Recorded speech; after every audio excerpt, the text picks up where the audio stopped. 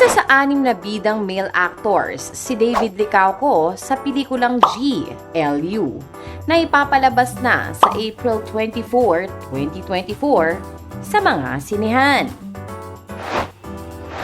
Pero ang pelikulang ito ay ginawa at natapos pa noong taong 2019 bago nagkaroon ng pandemya.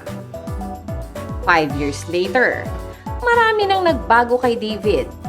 Gayon din sa iba pang mga bida ng pelikula na sila Nuru Madrid, Kiko Estrada, Derek Monasterio, TJ Marquez at Enzo Pineda.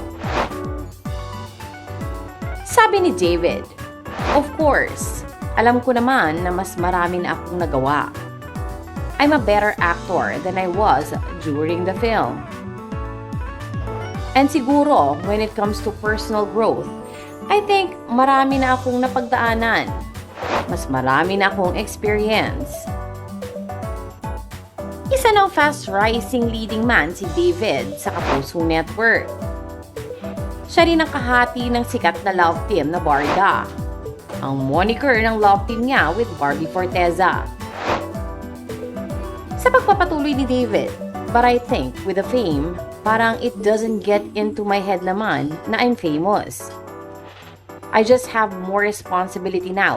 And alam naman natin na kapag tumatanda, kapag nagmamature, hindi naman siya dati siguro iniisip ko lang na kung saan ako pupunta.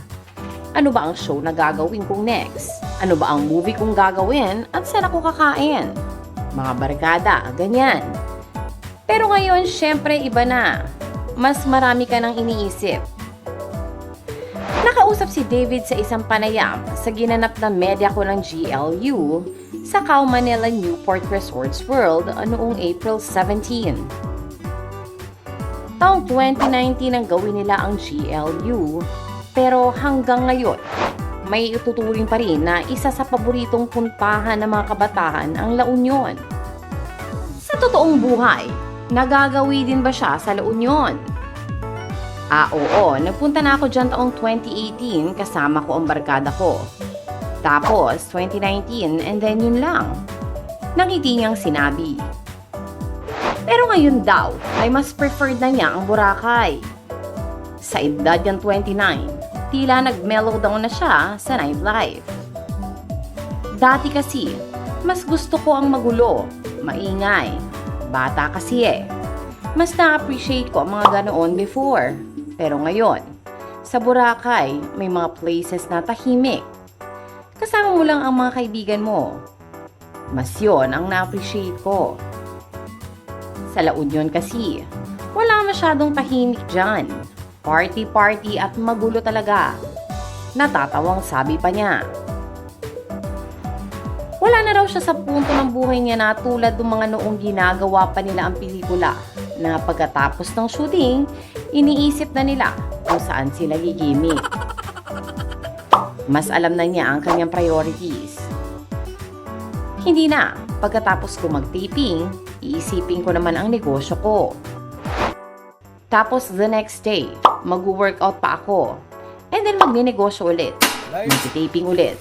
Camera. So wala na akong time na bumimik. Action. Pag minsan kapag namimiss ko, wala namang masama, pero hindi ka lang talaga magmamaneho ng sobrang lasing. Mga chill-chill lang kumbaga. Sina David Licauco at Barbie Forteza pa rin ang magkakapareha sa upcoming primetime series ng GMA7 na Pulang Araw. Napapatunayan ni na David at Barbie na hindi kailangan maging magkarelasyon ang screen partners para magkaroon ng fanbase. Ano nga ba ang pakiramdam ni David na na-break nila ni Barbie yung norm sa isang Pinoy love team? Well, I think meron pa rin nag-hope na maghiwalay sila ni Jack. Pagtukoy ng 29-year-old actor sa real life ni Barbie na si Jack Roberto. But I think, alam naman nila na hindi mangyayari yung ganoong bagay dahil may kanya-kanya na kaming buhay. Masaya naman kami na ginagawa namin ito at saka I'm happy to see her journey as an actress.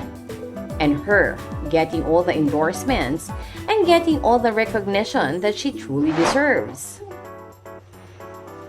Kasi, alam ko naman na sobrang galing ni Barbie na artista at nakilala ko siya na napakabait na tao. Siya kasi yung type ng artista na alam niya ang work, which is tama naman talaga. Bago pa man sila naging love team, bukas na sa lahat ang relasyon ni Barbie at Jack.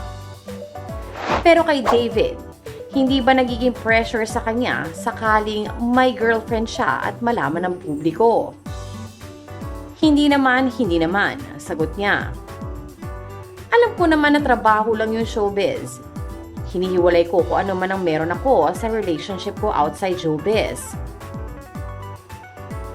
Sa Barda fans na minsan nagagalit at pinipilit na dapat sila rin talaga sa totoong buhay, ano ang mensahe ni David sa kanila?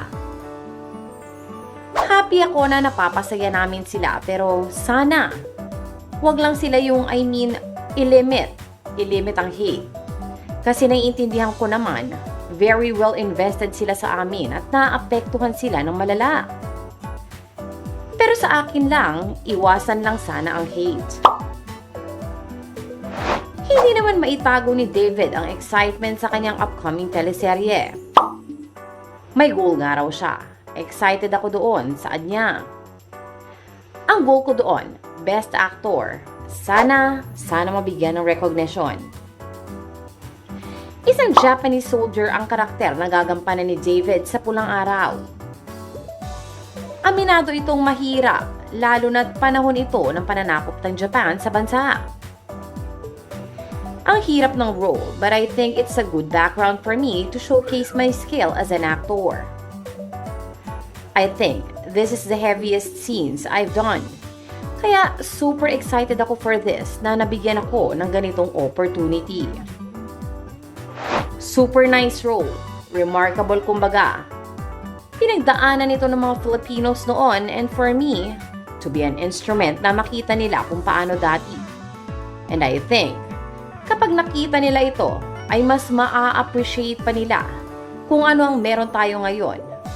Kung ano ang mas sinacrifice ng mga Pilipino noon. Ang pagsasalita ng lengguwahe ng Japan ang isa sa challenges niya while portraying the role. Nag-aral pa daw siya ng Nihongo. Masaya naman at na-excite lang talaga ako.